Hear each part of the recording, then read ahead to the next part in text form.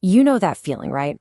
You look at your grocery bill, you see your rent statement, or you fill up the car and you just think, there is no way inflation is only that much. Well, let's dive right into that feeling, that sense that the official numbers just don't line up with what's happening in your bank account. And that's the big question we're tackling. We're going to explore this huge disconnect between the statistics you hear on the news and the actual financial reality that you're living every single day. At the end of the day, it's really a story of averages versus individuals. So, to really understand that gap, we've got to start with the official number itself. Where does it even come from? Okay, so here in Australia, the whole process kicks off with the Australian Bureau of Statistics, or the ABS. Think of them as the official scorekeepers. The number they come up with is then handed over to the Reserve Bank, who use it to make these massive decisions that affect your mortgage and your savings. And the main tool they use to do all this is something called the Consumer Price Index, or CPI. So what on earth is the CPI? Well, the easiest way to think about it is like a giant imaginary shopping basket. It's filled with all the stuff an average household buys, and the CPI just tracks the total price of this basket over time. If the price of that basket goes up, boom, that's inflation. Simple, right? But the real million-dollar question is, what's actually in the basket?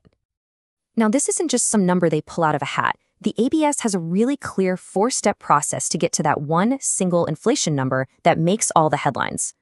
First, they use surveys to figure out what goes into this representative basket. Then they assign weights to everything. So, housing costs count for a lot more than, say, movie tickets. Then they track all the price changes, and every 3 months, they publish the result. It's a really thorough process to create one number, and it's right here, inside this careful process, that the official story and your story start to drift apart. Okay, so let's break down exactly why that official number can feel so, off. We're stepping out of the clean world of national averages and into the messy, complicated reality of our own budgets. And here it is. This is the absolute key to the whole thing. The CPI basket is for a hypothetical average person. But you're not average. Nobody is. Your personal spending basket is totally unique to you. Maybe you rent in a big city, or you've got a long commute, or you have kids. Your biggest costs might be going through the roof, even if the national average looks pretty calm. Your spending DNA is just different from the CPI's. Just look at this number. Let's say you're renting in Sydney and your rent shoots up 15% in a single year. For you, that is a massive, brutal hit to what is probably your biggest expense. But in the national CPI, that huge personal pain gets diluted. It's averaged out across homeowners, renters in other cities, the whole country, and it ends up being just a tiny piece of a much smaller official number. And then there's housing. Oh man, this is a huge one. The CPI does include the cost of building a new house and what renters are paying, but it specifically leaves out the price of existing homes and, maybe most importantly, your mortgage repayments. The official thinking is that a house is an asset, not a day-to-day expense. But I think for millions of homeowners, hearing that your mortgage isn't part of the cost of living feels, pretty strange. So, if we pull all these threads together, you can really see why there's a gap. Your personal shopping basket is different. There are some big exclusions, like mortgages. The official numbers often smooth out those wild price swings you see for things like petrol. And it doesn't even track the changes we all make to cope, like, switching from steak to mince to save a few bucks.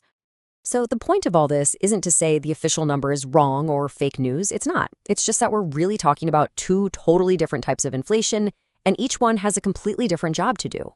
And this table just lays it out perfectly. The official CPI, that's a stable, smoothed-out tool that the RBA uses to steer the massive ship of the national economy. Your inflation, on the other hand, is your lived financial reality. It's personal, it's messy, and it can have all those extreme spikes that the national average just papers over. If you take just one thing away from this whole explainer, let it be this idea right here. The official inflation rate is an average, and averages, by their very definition, hide the extremes. Your personal financial pain could very well be one of those extremes that a single number can just never ever fully capture. So the next time you hear that inflation number on the news, you'll know exactly what it is, and more importantly, what it isn't.